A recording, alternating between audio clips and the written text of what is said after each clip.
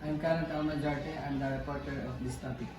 Frustration aggression theory. Frustration aggression hypothesis, otherwise known as the frustration aggression displacement theory, is a theory of aggression proposed by John Dollard, Neil E. Miller in 1939 and further developed by Miller in 1941 and Leonard Berkowitz in 1969. The theory says that aggression is the result of blocking or frustrating a person's efforts to attain a goal.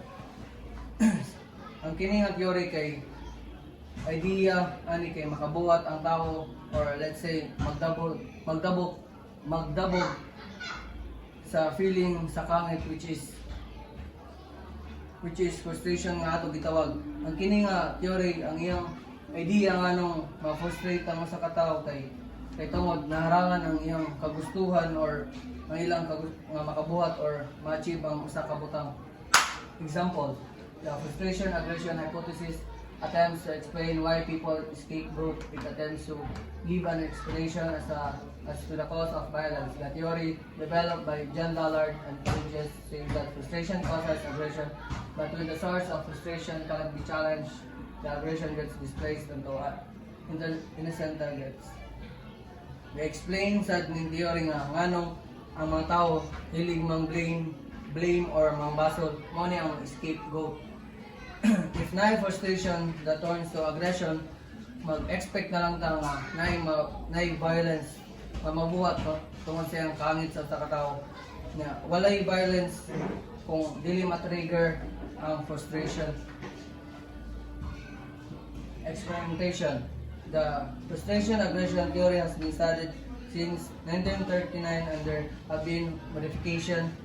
Deal and Anderson present a study that question whether frustration that is justified or not plays a role in future aggression. The experiment consisted of 3 groups of subjects performing a folding origami task that was timed. The participants were split into the controlled justified frustration and unjustified frustration groups. In each condition, the experimenters state how they will only present the instruction and time, then start the timer at a predetermined fold. The confirmed date and condition interrupts the experimenter and asks them to please slow down.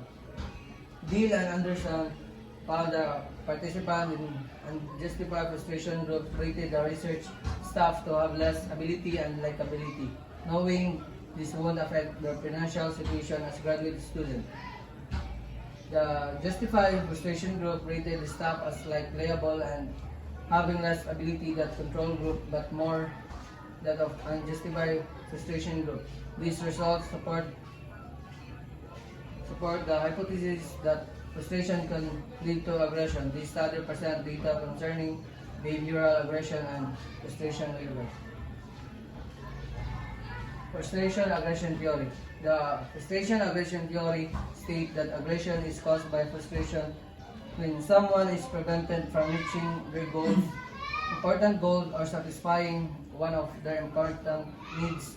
They become frustrated. This frustration can be turned aggression when the right trigger is present. Kapag ang usa ka tawo dili nila maabot ang ilang needs or kagustuhan, na di tao nga ma-frustrate nga mangit sila sa ilang kagulingon ba kay manong wala to nila naabot nga kinahanglan.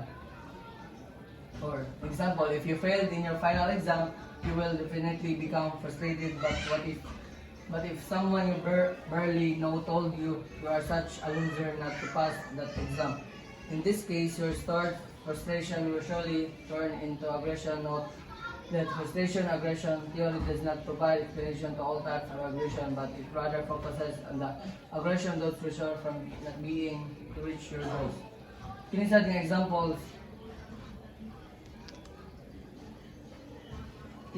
examples kanang like hagbong ka na daw sa exam nga napay magsulti ni mga kanang dili ka makapasara ng mga exam, ma-frustrate jud ka sa usa ka tawo kay ikaw kung sultihan kay nga ato nga dili jud maayo ba.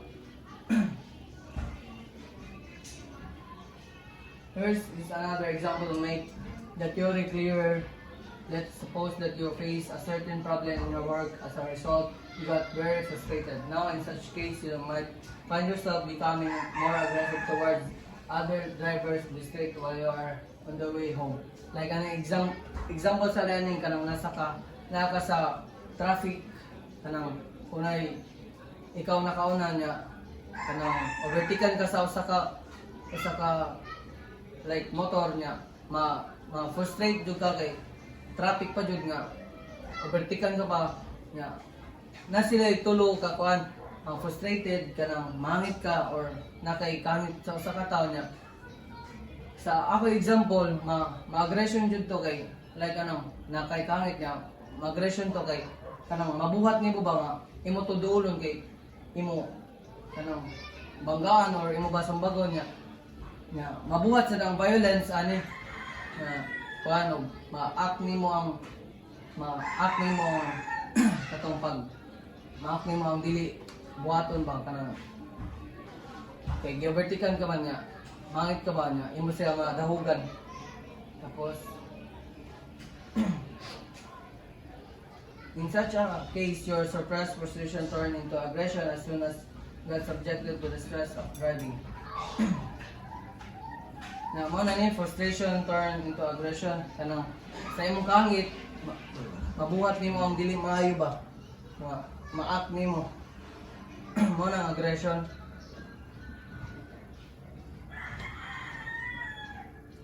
Definition: the frustration aggression theory argues that social movements occur when frustration leads to a collective of often aggressive behavior. Frustration has a variety of sources and can take two forms. First, it can be absolute, which happens when people do not have enough to survive, and secondly, it can be relative, which happens when people have enough to survive but have less than those around them. Ang frustration aggression theory kay ang i-point ani kay kanang nabuhat ang social movements kung naay frustration or feeling nga kahangit nga kasagaran mag-result og kaisog nga behavior nga usay kasagaran wrong nga action nga ang theory ang frustrated aggression theory na two sources or forms.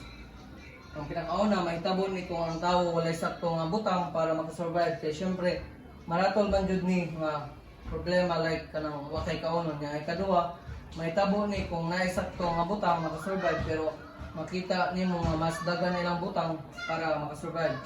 Kini mahitabo kung inggit ka kanang dili ka makontento sa imong gamit ba o dili ka makontento og insay na anim.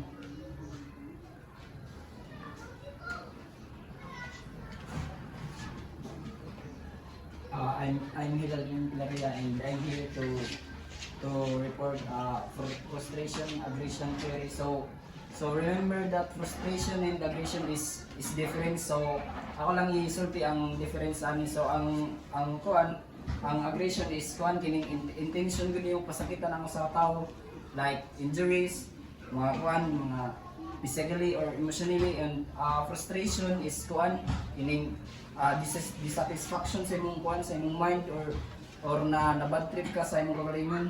And here are the examples of one.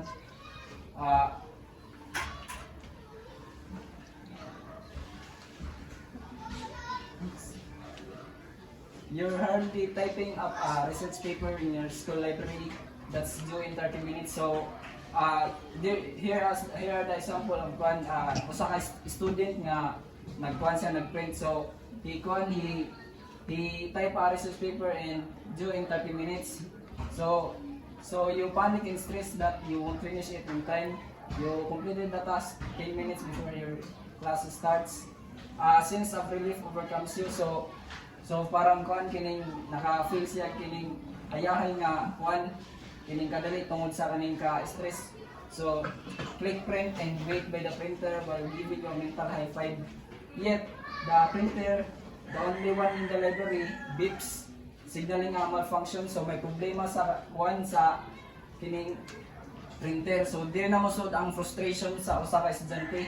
It seems there is a major paper jam. Kanang paper jam mo na sa kining sakit na sa printer nga kanang ang papel murag nasa ilawom lang niya. A feeling of extreme frustration overcomes.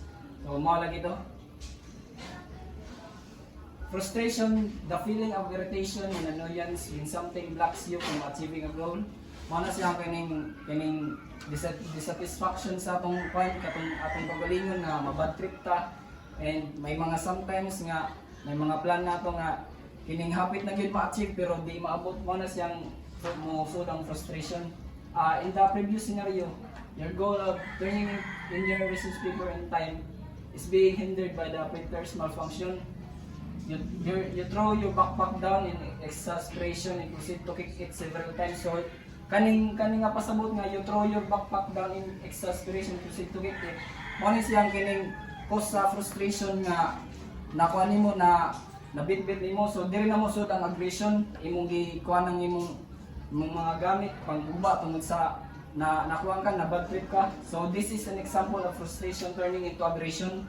So damo pag example ang frustration turns into aggression, like for example gaming kanang manigame, example ML, kining may yung kadua 5v5 kasto kayon nya ang usa ka team kuan dili nila dawat ang kapildihan nya tungod lang ning lipay lay kay daog ka, kaning yung kabangga naghagit sa inyo kuan kining away. So dinhi sudang kining frustration turns into aggression kay tungod nag-away na, nagsinumbagay na. So daghang pag-example, like for example kuan sad sa kining sa trabaho may mga kuan ka conflicts sa kuan nya sports so daghan pa.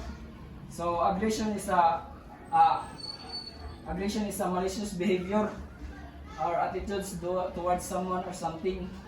Mao ning kining musud ang aggression tungod sa kining na-frustrate ka and usually triggered by frustration.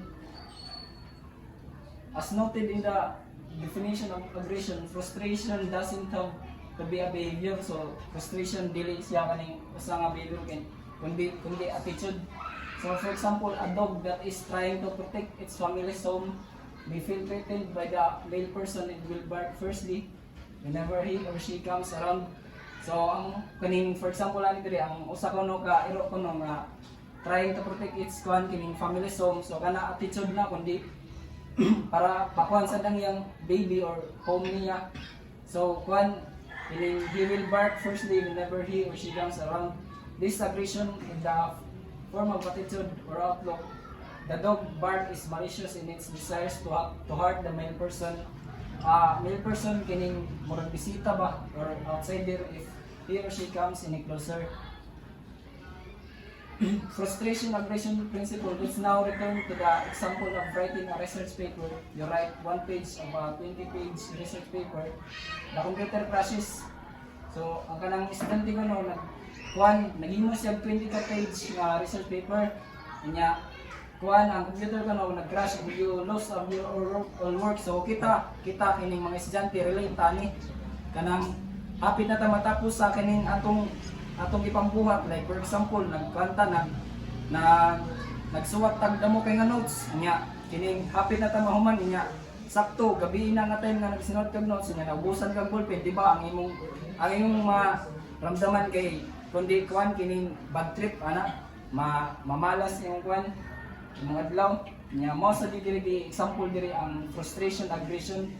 So now imagine you write 15 pages of that 20-page research paper. 15 pages na ang nasulat ayang nahimo nga lima na lang para ma-complete na, and your computer crashes and all of your work is gone. In which case would you be more frustrated? So asa man ta dapat ma-frustrate sa kining research niya. So di ba kanang hapit na tamahuman diya pa nigsugod ang malas sa kanang computer. So the closer that a person is to a goal, kung hapit na kuno ta sa kanang atong goal ba atong gipangbuhat atong mga plan that suddenly block, the more frustrated he or she will become. Relate tani kining mga students man sad ta kanang patapos na pero kining wa gyapon way kining tungod sa ba. But so ari ka sa Berkowitz vision.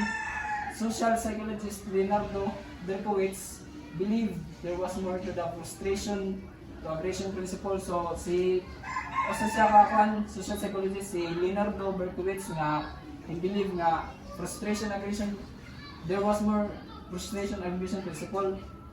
In 1989, he published an academic journal article titled Frustration Aggression Hypothesis. In 1989 na, he published it. So, examination information, Berkowitz noted that frustration didn't always lead to aggressive behavior. So, ang frustration ko kung dili ko siya kaning maghinungdan sa kaning pagka-aggressive behavior tungod sad kay ang kanang aggression is act one, meaning aggression is cause of meaning frustration ba.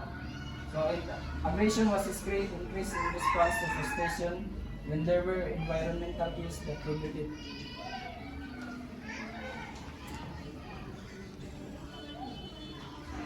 I'm Benedict Impara. Description. Proceeded often led to aggression with people being prevented for achieving a goal. As a people get closer as to a goal, increases door to being held back forever. Can also be suppressed though or when doing aggression often displays into other activities like sports or driving, as some people are more predisposed to it and find behavior harder to contain, leading to aggression to situation like football crowd or business people. Inferiority complex and afraid under theory. Alfred Adler. And then the third inferiority complex stating that every child experience feelings or of inferiority knowing to being surrounded by stronger adults as a child. So they become obsessed with their original feelings and strength or power and recognition and influence complex is a subconscious feeling or not measuring up to standards. Maps to convert self-esteem often referred to as overcompensation as a psychological issues influenced by genetic trials and personal experience. Primary inferiority feelings stem for a child. Initial experience of weakness and dependency intensified by comprehension to others. Secondary feelings arise for an adult struggle and achieve. Rationing goals leading to negative or disciplined feelings is circle in common with neurotic lifestyles and inferiority complex process when feelings or inferiority are intensified across discouragement or an individual's unrest included to just with low self-esteem, low social economic status, disappointment, or of or choose citizen household.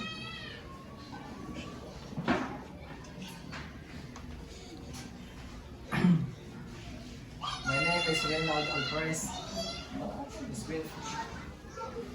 Declines subculture theory.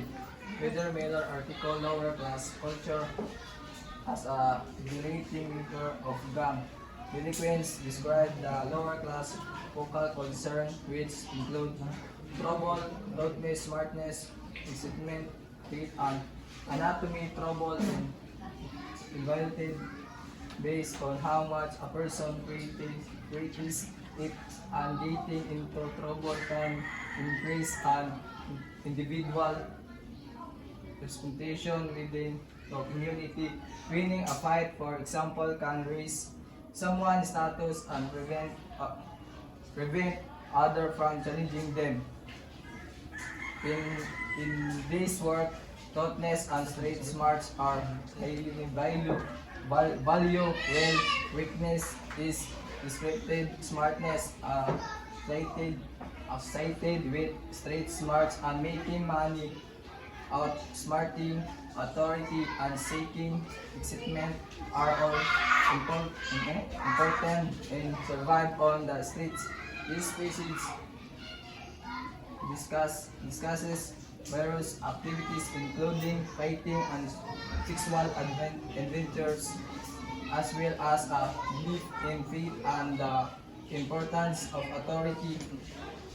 Anatomy for independence and potential gang involvement.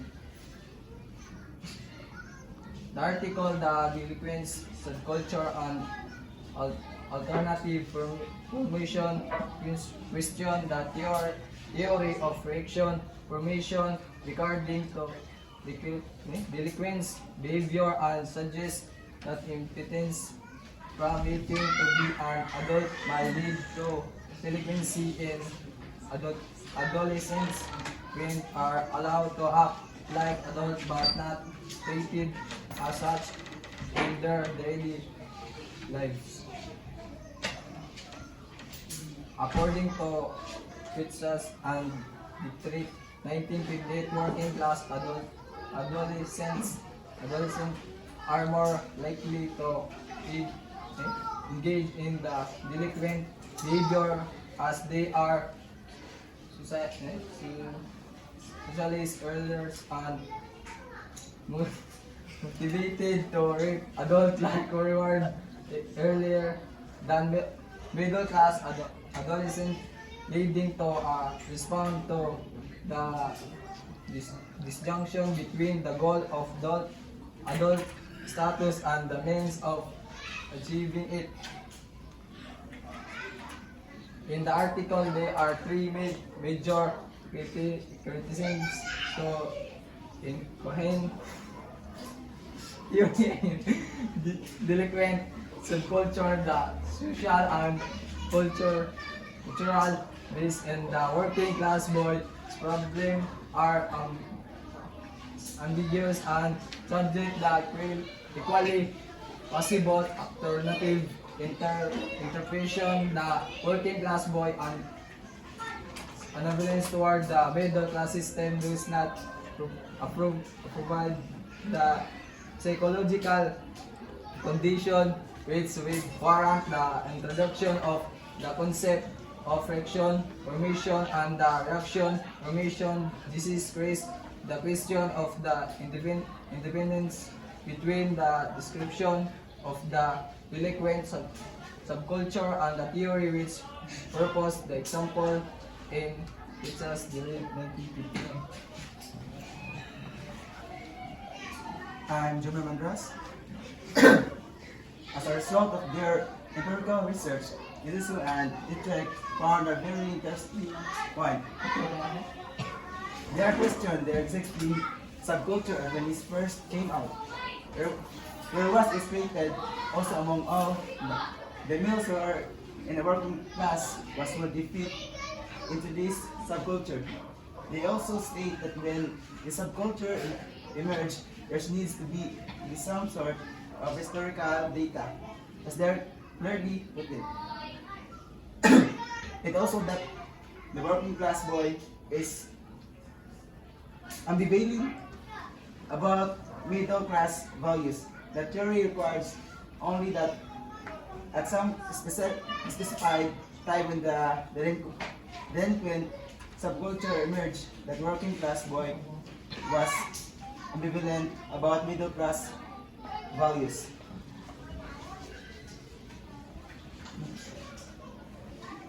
There are also other problems concerning that research done on Cohen's theory. Methodologically, that historical method rules release upon data concerning the psychological dynamics of a population which are difficult and impossible to obtain. As Ketsusu and Dietrich, 1959. Next are the 2 points concerning the emerge of the delinquent subculture. That emergency of the delinquent subculture is considered either independent of the motivational dynamics necessary for the maintenance of the subculture, or dependent upon in some unspecified relationship views and direct 1959. Rational cues theory.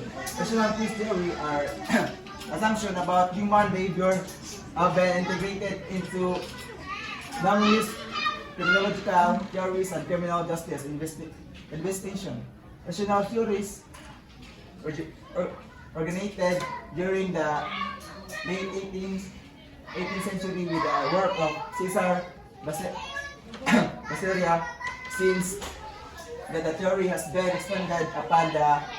extended to include other perspectives such as deterrence, rational crime prevention.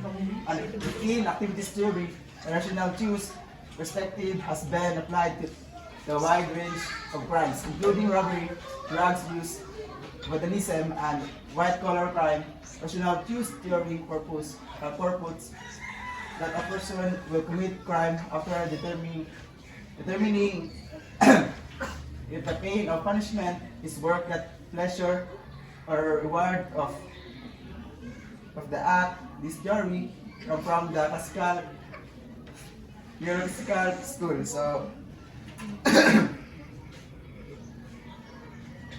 example, the theory has been integrated into the virus that been integrated criminological theories and criminal justice intervention. Over time, it has expanded to encompass perspectives like deterrence, national crime prevention, and routine activity theory. In enhance, it suggests that individual engaged in criminal behavior after assessing whatever that extended punishment or pain is worth that perceived pleasure or pain it worth.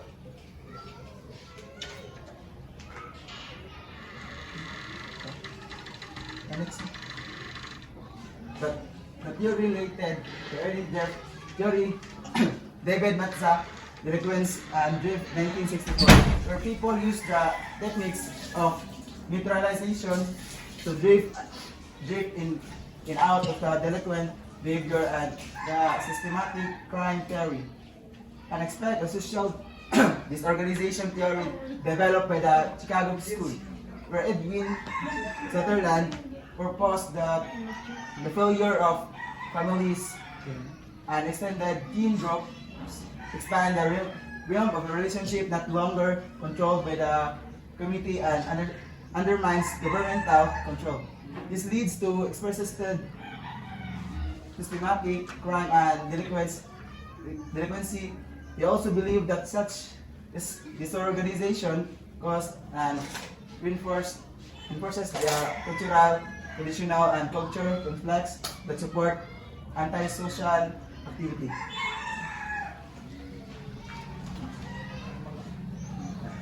Ay, pero sa Sumailo.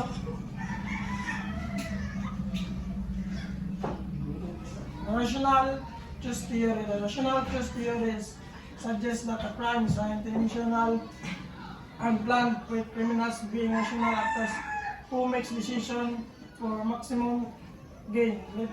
Limited rational also factors into offender decision making. So ang theory sa rational choice kay nagpakita ang mga criminal daw kay na mga goal o na mga plano nga i-organize kung asa ang mga criminal kay mga rational na actor nga naghimo og decisions para pinakadako na gamit, and we have limited rational suggests that offenders may have limitations or deficiencies in their ability to think properly or make decisions to accordance with reasons. Crime may be attribute to personality traits, cultural influence, or socialization into groups that tolerate or promote criminal behavior, according to the scholars. So this statement suggests that scholars believe crime can be like the factors such as personality traits, culture influence, or the socializations of individuals into groups that either tolerate or encourage the criminal behavior. Rational choice theory is an approach used to understand human behavior based on how incentives and constraints affect behavior. It has become widely used in various disciplines and is based on several assumptions.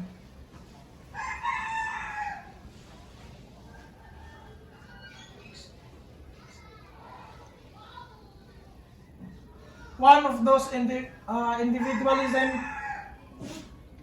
is focuses on the individual behavior. The second assumption is the individuals have to maximize their goals. And the third is assumption that the individuals are self-interest.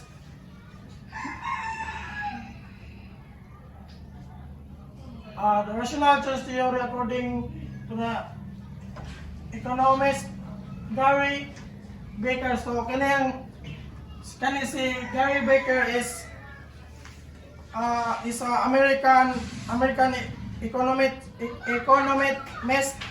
and sociologist who revised the Nobel Memorial Prize in Economic Science in 1992 in use in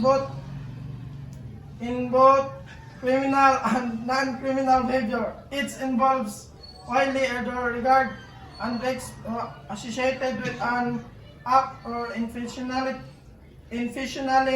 committing if the reward outweighs the risk. Their theory rules out other factors and assert that criminals choose to commit a crime after winning because of the potential benefits. Support the theory. The rational choice perspective is suitable as a criminological metaphor due to its ability to explain various criminology phenomena. It and also can apply to everyday life circumstance studies involving offenders such as burglars and robbers have been conducted to understand motives, methods, and target choices. The rational choice perspective provides frameworks to organize their information and produce general benefits. Abundant limited rationality. The theory limited of rationality suggests that individuals and groups simplify decisions to do due to difficulties in anticipating all alternatives and information. A crime can be influenced by opportunities such as cost-benefit analysis and access to external benefits. This theory better explains instrumental crimes rather than expressive crimes, which involves emotions and rational thinking. Punishment is more effective in deterring instrumental crimes like tax evasion and corporate crime. 2000 study by O'Grady et al.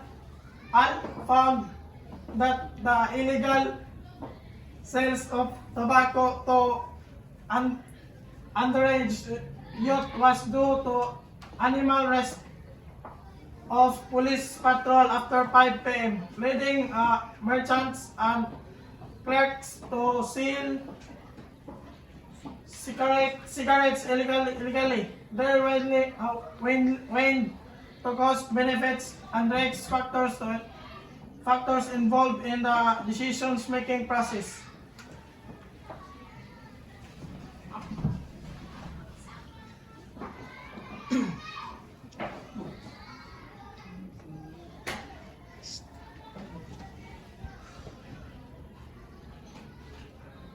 I'm Angeline Angelio. According to O'Grady's 2011, the three main critiques of rational choice theory include: number one, assumes that all individuals have the capacity to make rational decisions. So, pasabot ana, according ka O'Grady, tanan tao kay naay kaya nga mohimo og rational decisions. Malinay freedom bisag kinsa nga tao nga makabuhat ana. Second, the theory does not explain why the burden of responsibility is excused from young offenders as opposed to adult offenders. So, kini nga theory wala nag-explain ngano ang punishment nga responsibility kay makalusot sa mga bata nga mga offenders compare sa mga maguwang na mga offender. For example, if nakapatay ang kanang mga young offender kaya ng mga minor, di ba dili man sila preso, pero if 18 above, diretso din sila preso. Third, this theory contradicts the Canadian criminal justice system. This theory does not support the idea that all individuals are rational actors because of cognitive inability. Examples of individuals who lack a rational mind include those who are not criminally responsible on account due to mental disorder. Ang kini nga theory kay nagkontra siya sa Canadian criminal justice system. Kini nga theory wala nag-support sa idea nga tanang individual kay rational tungod sa kakuwangan sa paghuna-una. Example kay ang tao kay naay kuwang sa rational na paghuna-una niya, naka-commit sila crime. So dili sila dili sila murag makakuha sa punishment ana nga crime. Next. Rational choice theory in criminology, developed by Cornish and Clarke, posits that individuals act as rational actors who make decisions based on weighing means and ends, causes and benefits. This theory aligns with utilitarian beliefs, is designed to aid situational crime prevention by assuming that crime is purposeful behavior driven by common needs like money, status, sex, and excitement. Offenders make decisions within constraints of limits, ability, and available information. Next.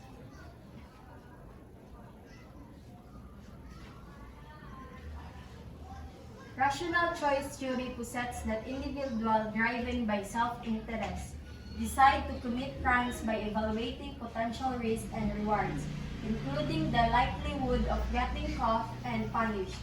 This theory, rooted in economic principles, asserts that people consistently make logical decisions aiming for the greatest benefit or satisfaction within the choices available, aligning with their highest self-interest. Many mainstream academic assumptions and theories are influenced by the principles of rational choice theory. Kasagaran molihok ang mga tao para sa ilang mga kagalingon na mga interes. O mubuhat sad silang desisyon na mubuhat sa krimen kauman nila timbangon if unsa ang kagawsan ani nga pag-commit nila nga crime. For example, mangawat sila sa pawn shop niya, nga ilang makawat kay million ang value. So, ila ibana-bana ba pila sila katuig mapriso niya, pila sad katuig silang or ila family nga mo ginhawa ila lifestyle ba. So, ila ibana-bana sa para sa ila self-interest. 15. Choice theory.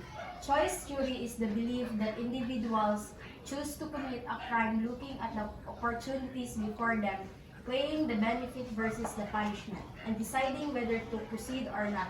This cost-benefit analysis primarily focuses on the idea that all have the choice to proceed with our actions. Because of the punishment involved, we are deterred from committing the crime. The term choice theory is the work of William Glasser, author of the book so named, and this the culmination of some 50 years of theory and practice in psychological and counseling. So kining choice theory nagpili pa siya, wala pa siya na decide nga butang if iya ba na buhaton nga crime. So kini nga word kay individuals choose to commit a crime looking of the opportunities before them, weighing the benefit versus the punishment. Ila iba na ba na unsa ila makuhaan na nya unsa sad ang ila kagawsan ana pag makuha na nilang ilang benefits. Choice theory posits behavior we choose are central to our existence.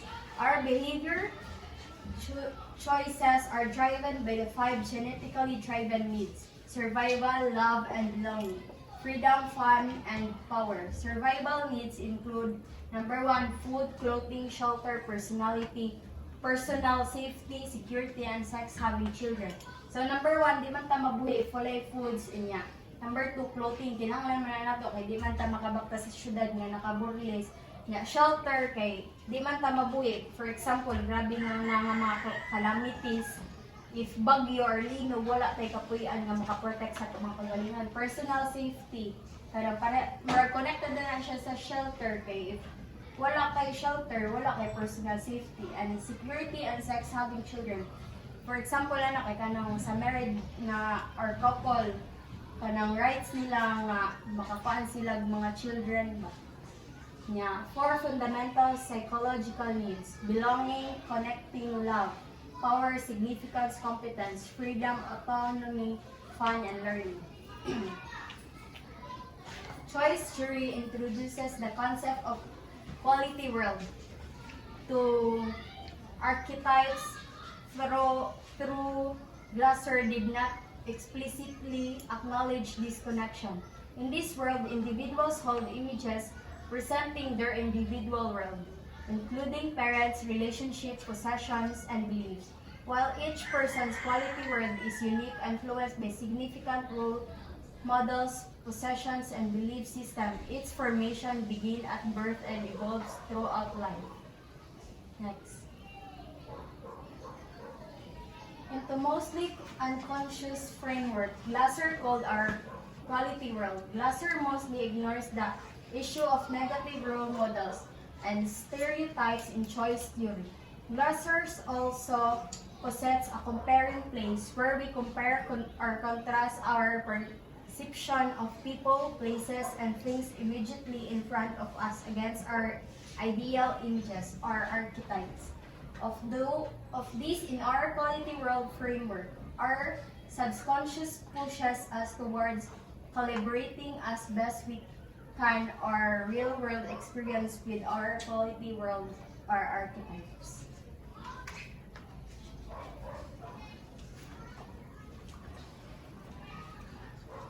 Hello everyone, hello sir. I am Martin Vincent Martinez, 20 years old, sa Lisandro, Pamuk City. Behavior referred to as total behavior by Glasser comprises acting, thinking, feeling, and physiology. Glasser contends that we have significant control over acting and thinking, while feeling and physiology are more deeply rooted in the subconscious. Despite this distinction, all four components are closely interconnected, with choices in thinking and acting significantly influencing feeling and physiology. A big conclusion for Glasser. One he repeats often is the source of much personal unhappiness is failing or failed relationship with people important to us, spouses, parents, children, friends, and colleagues. According to Glasser, pleasure and happiness are related but not the same. Pleasure, such as sex, doesn't always lead to lasting happiness, which requires satisfactory relationships. Choice theory or the new reality therapy emphasizes improving relationship for lasting happiness is a more modern counseling approach. Choice theory posits most mental illness is in fact an expression of unhappiness. Glasser champions how we are able to learn and choose alternate behaviors resulting in greater personal satisfaction. Reality therapy is the choice theory-based counseling process focused on helping clients to learn to make those self-optimizing choices. The 10 axioms. The only person whose behavior we can control is our own. Second, all we can give another person is information. Third, all long-lasting physiological problems are relations problems. Fourth, the problem relationship is always part of our present life. Fifth, what happened in the past has everything to do with what we are today, but we can only satisfy our basic needs right now and plan to continue satisfying them in the future. 6. We can only satisfy our needs by satisfying the pictures in our quality world. 7. All we do is behaving. 8. All behavior is total behavior and is made up of our components acting, thinking, and feeling physiology. 9.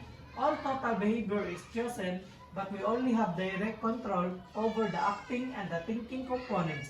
We can only control our feeling and physiology indirectly through how we choose to act and think. 10. All total behavior is designated by verbs and named by the part of the most recognized.